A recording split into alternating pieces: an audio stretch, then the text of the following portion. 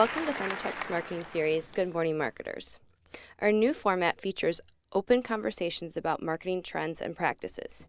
Today, our in-house Apple fanatics are going to share their insight on Apple's iPad and what it means for marketing. So recently Apple announced their latest invention, the iPad, and they're selling it as the next great thing. What are your thoughts on the iPad's importance, especially when it's in regards to marketing? Well, what's interesting is Steve Jobs called it a magical device. And as I was watching the presentation and starting to learn about this, I didn't get the magical sense. I got the sense that this could be a very important step in an evolution towards having some really great handheld devices, but I don't know if it's magical yet. I think there's going to be a lot more types of these devices coming out in the next few years that give you a lot of functionality, a lot of ability to multitask and consume content, and marketers will need to find the best way to take advantage of that, whether it be in an application or just given the fact that the user has a larger web screen to look off of. But thinking about marketers and how they're going to use it, I think there's some really nice applications that they did introduce that lead the way for that. I know you like the MLB.com application. Yeah, I think the demo that they showed a lot of interactivity and the potential for live video, and it at least from the photos, it looked very nice on that device. Right. I think that can pave the way for other entertainment companies and even video advertising and interactive advertising through apps onto this device. How do you think this is going to affect media consumption? Well, it definitely makes it more accessible.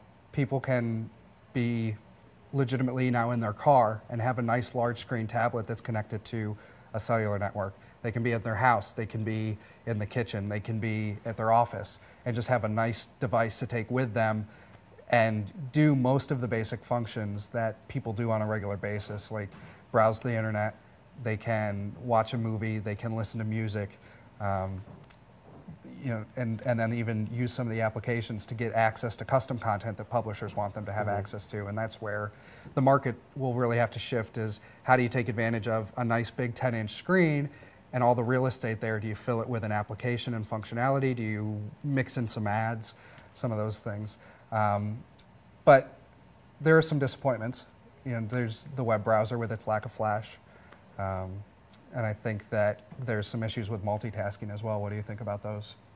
Yeah, I agree. There's so many websites that use Flash. Even if it's not a full Flash website, there's elements that are Flash, that it really kind of limits the user's ability to use the web to its fullest potential. Sure. I know Apple has, from what I've read, has some issues with Flash being too processor intensive, but I think whatever they are, they need to be worked out, because if you can't go to your favorite nice restaurant's website, which happens to be Flash, and make your reservations, then it kind of defeats the purpose of this device being so convenient and, on your coffee table, and you just pick it up and use it rather than having to go to a computer. Right, especially because some of the technologies that are supposed to replace Flash aren't going to be around for the next few years still.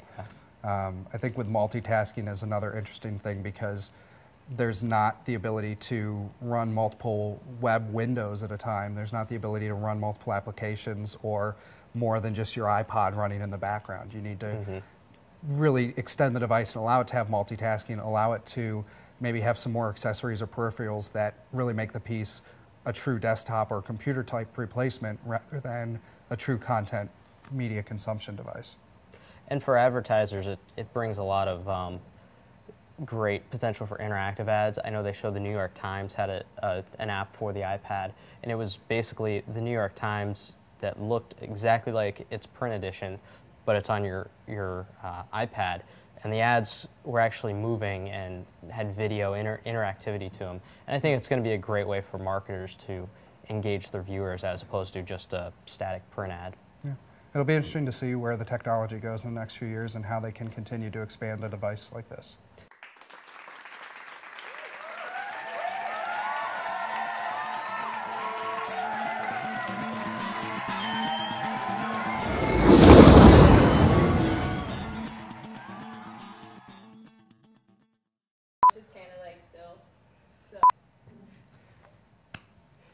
Now we're not going to be able to get past the first sentence.